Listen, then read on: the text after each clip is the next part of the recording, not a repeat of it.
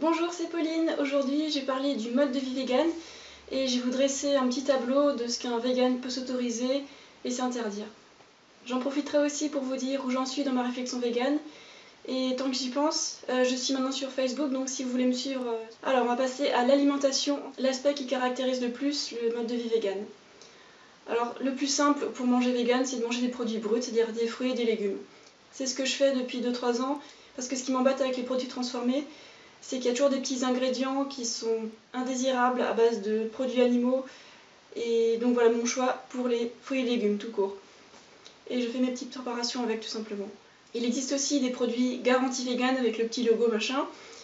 Et là, normalement, on est sûr qu'on mange vegan. Et il n'y a pas besoin de rechercher à la petite loupe s'il y a des ingrédients qu'on ne veut pas. Alors ces produits vegan, ils sont assez rares, on en trouve dans les magasins bio et un peu plus abondamment sur internet. Mais il y a un truc qui m'embête avec les simili-carnés et les simili-lactés, parce que quand on achète des trucs comme ça, c'est admettre qu'on a besoin de manger des trucs qui ressemblent à de la viande, du fromage, bof. Et en plus, souvent, c'est à base de soja, alors ouais, pas terrible. Mais c'est toujours mieux que les produits animaux. Dans les produits alimentaires qu'un vegan s'interdit, il y a du lait, des œufs qu'on trouve presque partout, c'est horrible. Il y en a dans presque tous les produits industriels, des additifs tels que la cochenille, la gélatine de porc, enfin, berk. Donc il y a énormément de bonbons, d'alcool, de produits au sucre blanc, de vitamines ajoutées qui contiennent des produits animaux. Et on pourrait ajouter aux produits non véganes tous les produits à base d'huile de palme, vu les ravages que fait la production d'huile de palme dans les pays tropicaux. Ça c'est vraiment honteux.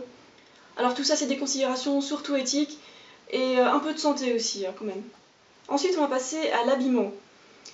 Le vegan s'habille avec des fibres végétales, naturelles, et aussi avec des fibres synthétiques s'il le désire. Dans les fibres naturelles végétales, on trouve le coton, le lin, le chanvre, la coco, le jute, le quenal, le sisal, l'alpha, le miscanthus et le bambou par exemple. Alors l'habillement ça concerne les vêtements, les chaussures, les sacs, toutes ces choses-là. Et d'ailleurs, voilà, ça c'est mes petites chaussures d'escalade, il n'y a pas de cuir dedans, c'est juste du synthétique. Ça existe, c'était pas cher. C'est la meilleure qualité que le cuir parce que ça se déforme pas comme le cuir et ça pue pas comme le cuir. Parce que le cuir c'est dégueu, ça se putréfie et j'en parlerai plus tard. Et il y a énormément de produits chimiques vraiment super nocifs dedans. Donc on évite le cuir pour ces raisons-là aussi. Ah, ça c'est mes nouvelles chaussures vegan. J'ai craqué quand je les ai vues, elles sont trop chou. Je les ai payées une 30aine d'euros sur un site anglais. Elles sont arrivées très vite, elles sont trop mimi. Donc ça va m'aider à finir l'hiver. En habillement, qu'est-ce qu'un vegan s'interdit ? Les fibres protéiques animales, évidemment, laine, soie, plume. Dans la majorité des cas, le traitement de la laine est assez polluant, alors c'est pas très écolo. Et en plus, ça attire les parasites, la laine. Certes, les moutons et tout ça, ils meurent pas, mais ils sont quand même exploités. Ensuite, j'avais parlé de la soie. Les vers à soie, ils sont ébouillantés pour qu'on puisse récupérer la soie. Ça, c'est vraiment pas cool. Et pour les plumes, la plupart du temps, ça implique de tuer l'animal. Et du coup, le vegan, il s'interdit les oreillers en plumes, tout ça, a priori. Mais dans le cas d'objets d'artisanat faits avec des plumes trouvées par terre dans la forêt, ça pourrait passer. Ensuite le cuir, qui est une grosse horreur hyper répandue. Rien que le fait que le cuir, ça s'appelle cuir et pas peau d'animal, c'est pour distancer, ne pas faire culpabiliser le consommateur et tout et tout. Il existe quelques logos pour reconnaître la matière dans les chaussures, et parfois des rebuts de cuir sont inclus dans des mélanges et donc qui ne sont pas indiqués par un petit logo cuir. Le fait que le cuir, ça ait la réputation d'être un matériau de qualité, voire noble, une petite remarque sur les simili-cuir et fourrure. D'accord, ça peut se défendre de porter du faux cuir ou de la fausse fourrure parce que bon, c'est pas du vrai animal mort. Mais moi, j'aime pas trop ça parce que porter du cuir ou porter de la fausse fourrure, ça revient à promouvoir l'image du cuir et de la fourrure. Mais il y a quand même des avantages aux simili, c'est que ça peut attirer des consommateurs supplémentaires. Passons maintenant au point suivant, les produits d'hygiène et cosmétiques. Heureusement qu'il existe des produits garantis vegan avec le petit logo comme j'ai déjà cité. Sinon, on peut chercher à la loupe, comme d'habitude, dans les ingrédients. Il existe aussi des labels qui indiquent que les produits n'ont pas été testés sur les animaux, et ça, c'est important. Dans une vidéo précédente, j'avais montré que j'utilisais des correcteurs pour cernes, parce que je suis une grande geek et je passe pas mal de temps devant le PC, alors j'ai des cernes un peu colorées des fois. Et je viens de m'équiper en une poudre garantie vegan, et elle est très bien. Et je l'ai trouvée sur internet. Donc le vegan, il fait attention à son maquillage, s'il se maquille, aux préservatifs aussi, qu'on peut mettre dans les catégories hygiène. Et la plupart du temps, il y a des protéines de lait dedans dans les préservatifs, d'où l'importance d'acheter des préservatifs vegan si vous en consommez. Alors le mieux c'est de rien consommer du tout en produits d'hygiène et de cosmétiques, c'est-à-dire juste de l'eau et des brosses, hein. Mais ça intéresse pas tout le monde ça. Justement à propos des brosses, la plupart sont faits en poils d'animaux. J'en ai encore des brosses comme ça, mais je vais les remplacer. Question de budget et aussi question de trouver des bons produits pour les remplacer. On peut partir du principe que les produits standards d'hygiène et de cosmétiques sont pas véganes. Les crèmes pour peau, les maquillages, les gels douche, les shampoings, toutes ces choses-là, on peut s'en méfier parce qu'elles sont souvent pas véganes et en plus elles sont pleines de produits chimiques super dangereux. Alors les produits bio sont un peu mieux, mais il ne faut pas oublier que chaque fois qu'on se maquille ou qu'on utilise des produits d'hygiène, standards ou bio, on s'empoisonne un tout petit peu parce que la peau elle absorbe. Justement à propos des produits bio dits de qualité, il y en a pas mal qui contiennent la cire d'abeille et qui sont assez chers aussi. C'est pas vegan. Et les bougies standards non plus, elles sont pas véganes, elles contiennent de la paraffine et de la graisse animale. Ça je l'ai appris que récemment parce que je peine un peu sur mon petit nuage. Et les bougies Hopi contiennent aussi de la cire d'abeille. Point suivant, l'aspect pécunier. Les sources de revenus. Quels sont les emplois qui sont véganes et pas véganes? Je pourrais dresser des listes super longues, mais je vais juste donner quelques exemples. Maraîcher, secteur tertiaire, textile végétal, masseur. Et pour les emplois non véganes, il y en a plein qui me viennent à l'esprit par contre. Abattoir, fromagerie, supermarché, restauration, apiculteur, pêcheur, dresseur.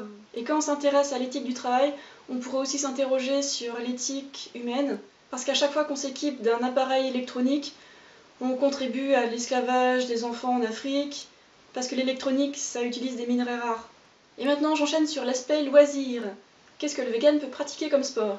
La gym, le yoga, la course, le vélo, la marche, l'escalade, les arts martiaux, la natation, la danse. Et le vegan peut aussi avoir des loisirs créatifs, tels que le dessin, le chant, certains instruments de musique, la lecture, le tourisme. Et tous ces loisirs sont soumis à certaines limites véganes. J'ai aussi fait une petite liste des loisirs pas véganes du tout. Le zoo, le cirque, l'équitation, la corrida, parfois le cinéma, parce qu'il y a des films qui sont pas très véganes. Par exemple Bilbo 2. Bon, je suis allée le voir parce que j'adore les poneys et puis les elfes. Mais pour Bilbo 2, il y a eu des rumeurs sur internet disant que les animaux du tournage ont été pas très bien traités. On pourrait citer aussi plein de jeux vidéo qui sont pas véganes. Par exemple Tomb Raider l'année dernière. Une des premières scènes du jeu consiste à tirer sur une biche avec un arc et à la dépecer. Alors ça, pas vegan du tout, hein. Mais c'est virtuel, alors j'imagine qu'il peut y avoir une certaine tolérance vis-à-vis de ça. Mais ce qui m'embête, c'est que ça fait croire aux gens à tort que pour survivre, il faut tuer des animaux. Ce qui est complètement faux, surtout dans les pays chauds. Autre activité pas végane. Par exemple la pédicure aux mini-poissons dans les instituts. La chasse, la pêche, les courses de chevaux, les courses de lévriers, les combats de coqs. Il y a aussi quelques activités artistiques qui sont pas véganes, celles qui utilisent des instruments à cordes faits avec des crins de cheval, et les pinceaux souvent faits en poils d'animaux. Dans cette vidéo, j'ai pas abordé tous les aspects qui sont remis en question par le mode de vie vegan. Je pourrais encore parler d'une chose, qu'est-ce qu'on fait avec nos anciennes ceintures en cuir, anciennes chaussures en cuir ou blousons? On peut soit les jeter à la poubelle, soit les mettre dans la benne à vêtements, soit les vendre, soit les donner. Ça c'est vous qui voyez. J'ai déjà fait un gros tri dans tous mes trucs pas du tout vegan, enfin le cuir c'est vraiment la priorité. Il me reste encore quelques trucs en laine. Je pense que je vais encore les user, les mettre, parce que quand c'est des cadeaux c'est un peu plus gênant. Pour les cosmétiques, je suis encore en train de renouveler les produits, pour le peu qui me reste. Et j'ai encore un chat qui mange la viande. Ce chat je l'avais avant de devenir vegan, et comme je l'aime, je l'adore, et qui peut pas sortir vu l'appartement où je suis. Je le nourris avec la viande en promo et des croquettes comme je peux, quoi. Je m'étale pas plus là-dessus et je te laisse dormir, tiens. Je comprends que le mode de vie vegan il puisse être perçu comme quelque chose de restrictif, mais quand on est dedans, de toute façon on a une volonté de tout remettre en question. Je trouve que c'est une ouverture vers quelque chose de nouveau. Le mouvement vegan c'est un mouvement sociétal conscient et je trouve que c'est super important parce qu'il y a urgence de changer notre impact sur la planète. Et chacun de nous qui agit en conscience apporte sa pierre à l'édifice et ça va devenir de plus en plus gros. J'ai pas pu aborder tous les aspects dans cette vidéo, c'est un thème vraiment super vaste. Partagez la vidéo si elle vous a plu, un petit j'aime, et vous pouvez maintenant me retrouver également sur Facebook, en plus de Instagram et de mon blog et de Google+. Je vous souhaite une excellente journée, prenez soin de vous et à très bientôt!